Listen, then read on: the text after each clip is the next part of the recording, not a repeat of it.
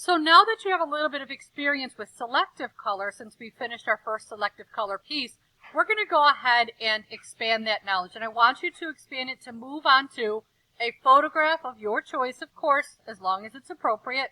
You're going to go ahead and upload that image. You also must make sure that it's a good quality photograph.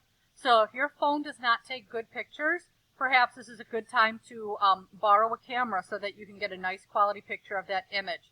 At the same time, you should be taking some time to photograph a leaf or a cluster of a few leaves.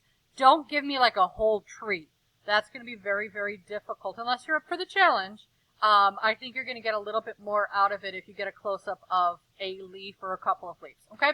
So looking at this, just like before, making a couple of copies just to have it preserved after it has been let me go back. After it has been repaired, or after you've done all of your work with your image adjustments. Notice I'm doing this to the layer. I'm not using an adjustment layer.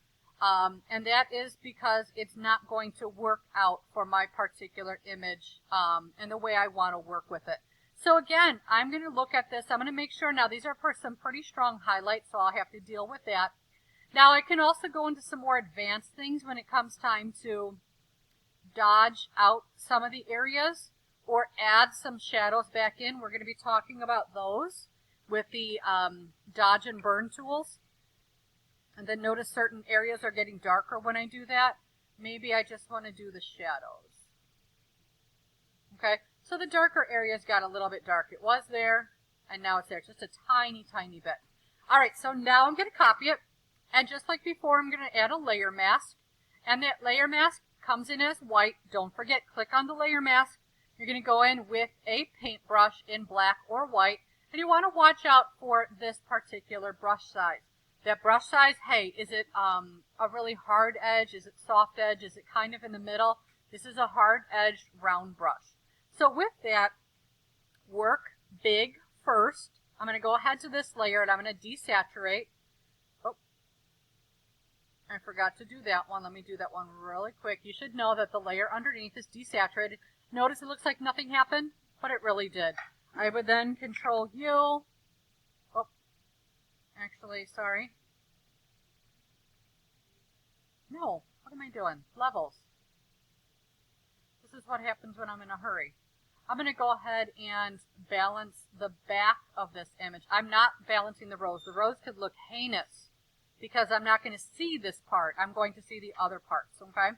So again, I'm going to just balance the back of it. I'm happy with that. I'm going to put the layer mask on that one. And now I'm going to get going. All right, now that we're back to where we should be, again, cutting a hole in the bulk of it using a bigger brush, then zoom in and get smaller with it. Get these very careful edges in there. Notice I'm going to skip that little edge over there, and I'm going to skip that until I can go back to it. Also, if you, don't forget, switch your colors, put your white back on top. If you paint that section back in, that's going to add back to that mask and allow that part to get covered up so you have a little bit more accuracy. Okay? Now, there is one more thing I want to show you to advance your knowledge. There is a tool called a magic wand. And this magic wand is actually, it is very much a magic wand. You kind of wave it and magic happens. It all depends on your picture to find out if it's going to work. And that's located 4 tools down. You'll see you will find a quick select or a magic wand. Actually, let's do quick select real quick. Quick select, I'm on the regular quick select, which is right up here, new selection. When I click and drag, it's finding edges for me, okay? So I just found all of that.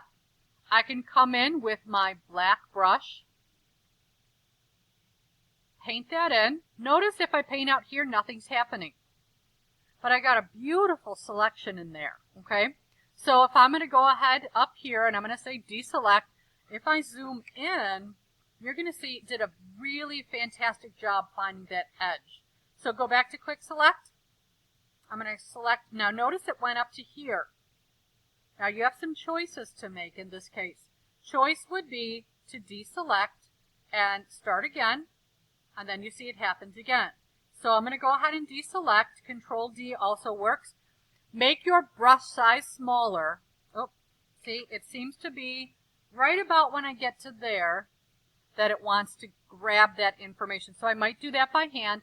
I can also do the brush or the select minus, and I can sort of minus out some of this stuff.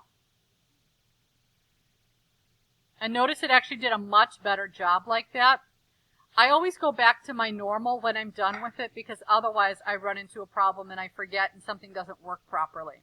So again, that is your quick select. I would say we're going to use that over the magic wand, which we're going to discuss at a future time.